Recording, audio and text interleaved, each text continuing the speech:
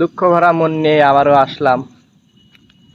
আমি আফগানিস্তান প্লাস শ্রীলঙ্কার খেলাটা দেখে এতটুকু বুঝতে পারছি যে ওরা ভাই প্রথম অবস্থায় এমন খেলা দেখাইছে যা বলার বাইরে। আমি তো মনে করছিলাম 120 রানের ভিতরে অল উইকেট হয়ে যাবে, কিন্তু দুঃখজনক বিষয় লাস্টে এসে যে নাবি ভাই, কি যে বলবো, মাথা হিট হয়ে গেছে। নাবি যে ভাই এত কি খেলা যে দেখাইছে, যে একটা ফিনিশিং দিছে।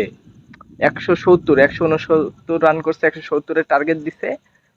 তো আমি তো প্রথমে মনে করছিলাম যে 120 রানের ভিতরে আফগানিস্তান অল উইকেট হয়ে যাবে আর বাংলাদেশের তোরে সুপার 4 খেলবে। কিন্তু ভাই এই 170 রানটা দেখে মাথা আর মন চাচ্ছে না যে বাংলাদেশ সুপার 4 খেলতে পারবে। এখন আপনাদের দোয়া ছাড়া আর কোনো উপায় নাই। বাংলাদেশের 20 কোটি মানুষ দোয়া করছে, প্লাস শ্রীলঙ্কার হাজার হাজার লাখ লাখ মানুষ দোয়া করছে, তারপরেও কাম হচ্ছে না। তো আশা করি আর অল্প কিছু দোয়া করলেই হয়তো বা হয়ে যাবে। আপনারা আর একটু পারলে দোয়া করেন, দোয়া করবেন যে শ্রীলঙ্কার ব্যাটিংটা যাতে একটু ভালো করে।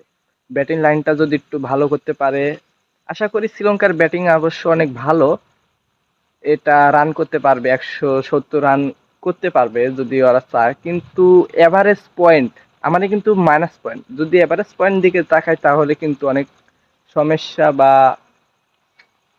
এনে অনেক প্লাস মাইনাসের বিষয় আছে, যা মনে হচ্ছে না যে বাংলাদেশ আর সুপার 4 খেলতে পারবে। দুঃখজনক বিষয় এটা। তো আর কি করার, হারলেও বাংলাদেশ, জিতলেও বাংলাদেশ। অনেক আশা নিয়েছিলাম, খেলাটা দেখছি ভাই, এরকমই। ভাই আমরা বাঙালি তো বলি যে খেলা দেখবো না, কিন্তু তারপরেও